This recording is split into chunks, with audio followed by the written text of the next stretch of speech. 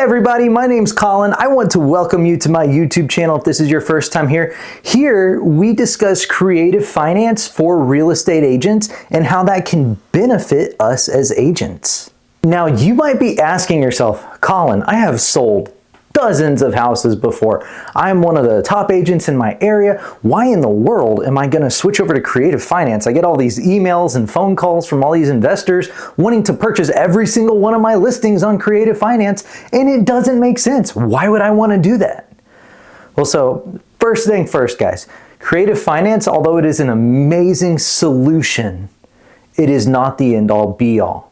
And that's where we as agents need to keep ourselves educated on the topic. While it's an amazing solution, it's not the solution to everything whenever it comes to real estate.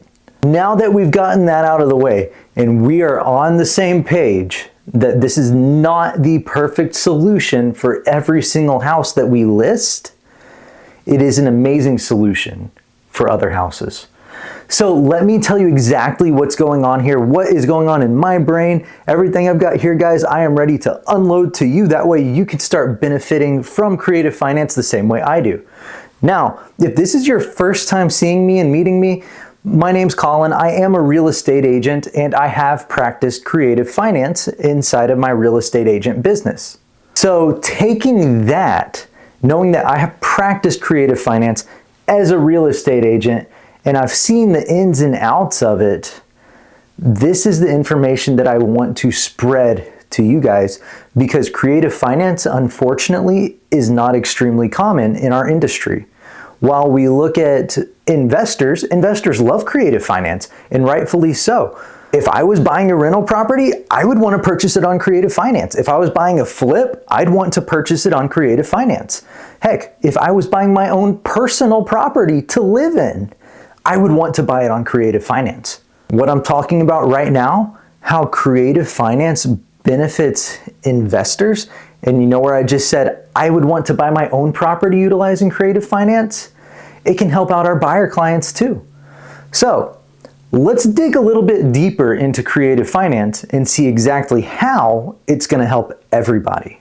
All right, guys, so whenever we're thinking about creative finance, there are very specific scenarios that can come to your head. So first one, let's talk about sub to or subject to, or you might also hear it as selling a property subject to its existing mortgage, and some people also call it a mirror wrap. So subject to is whenever we take a homeowner, let's actually draw this out. So we've got our home owner over here, give them a nice little stick figure, and they have an existing mortgage already in play. So when they purchased the property, they took out a mortgage. This is your mortgage, your loan documents, and in turn they also got the deed to the house, right? So let's throw in a scenario that we do see here and there, and that would actually be very good for subject to. Say our homeowner here purchased their house 2 years ago. They haven't owned it long enough for much equity to be able to be driven up inside of the house, and therefore whenever they turn around to sell the house, they're not going to have that equity to fall back on and get paid out during the sale of the property. If we're lucky, they're going to be able to break even, or if we're even luckier, they might be able to make a little bit of money on the sale. So now, if we take sub to and say, how does this benefit, right?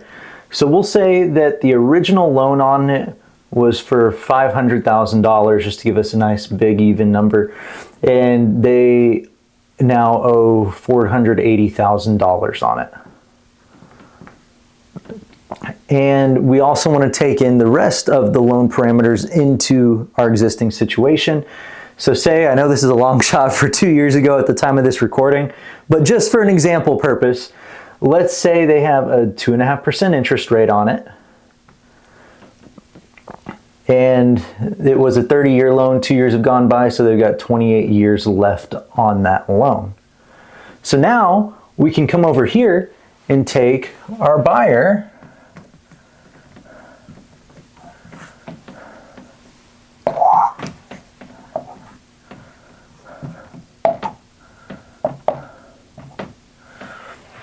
And the buyer can in turn say, hey, I really like these terms that we have over here.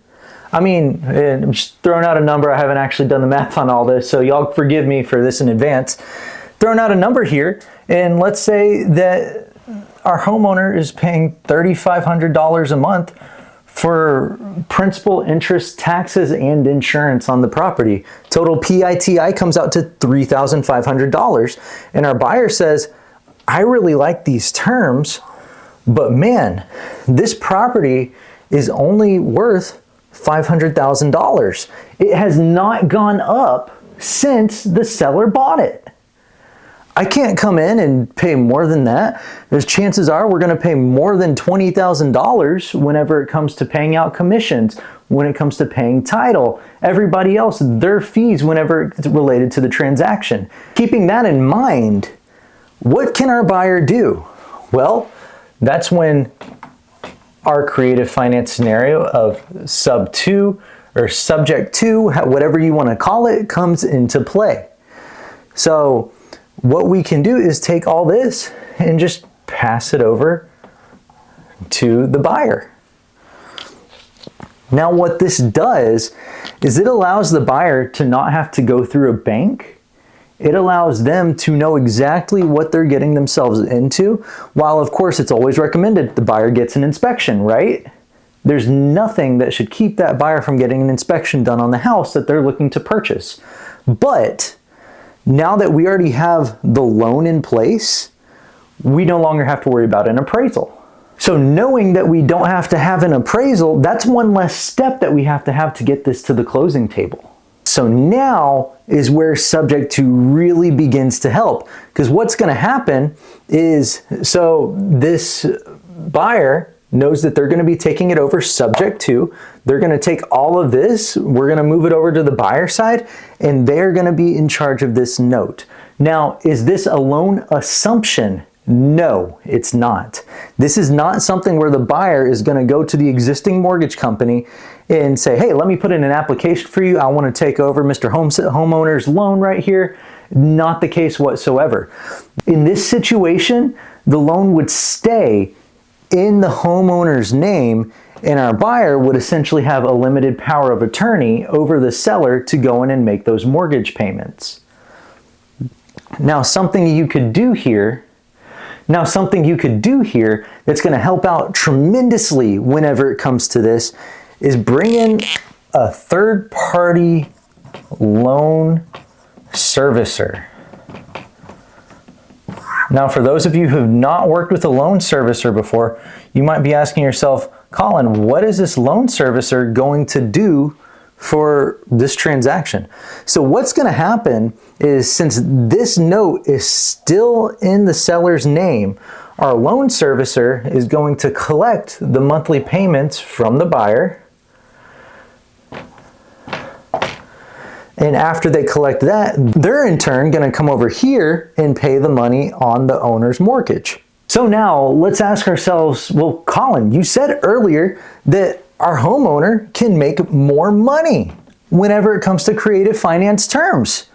So what's going on here? If this guy is just taking over the mortgage, that's $480,000. We're missing out on an additional $20,000 that this homeowner should be getting.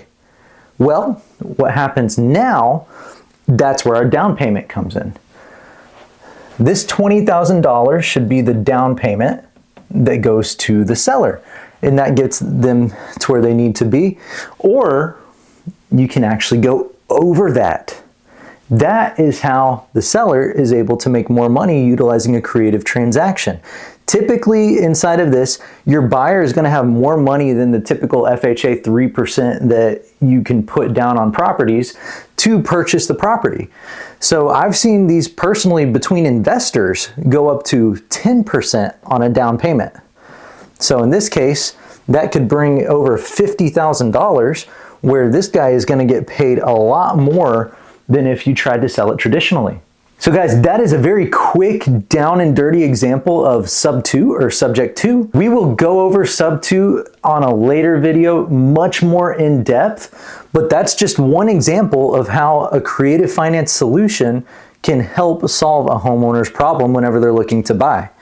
Now let's take this same scenario and say that we're representing the buyer.